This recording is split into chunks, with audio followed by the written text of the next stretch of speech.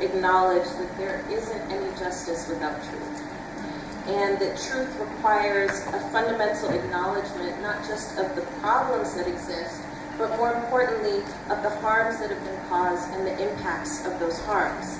That's why it's not enough for us to be just talking about the wage gap or our rising incarceration rates or the tens of thousands of us who have been disappeared, the too many of us who have been murdered, or the wars that are waged on and over our bodies.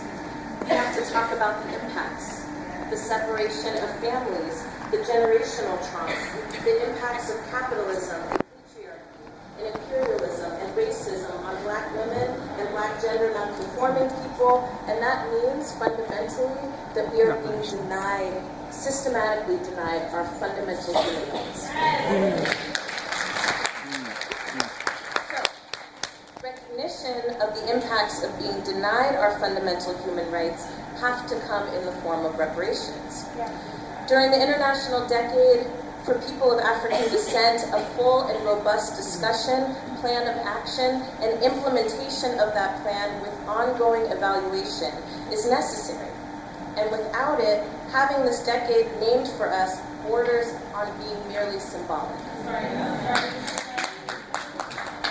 Thank you again to Black Women's Blueprint for demanding that this decade not be symbolic and for demanding that we break the silence around the violence that is being waged on our bodies.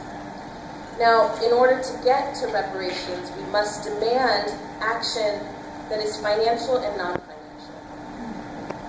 Reparations that would advance a true development agenda would provide resources and support that is needed to transform these ongoing cycles of oppression and domination of Black women and gender non-conforming people. We must demand parity amongst the many genders that exist in our communities. None of us are free until all of us are free.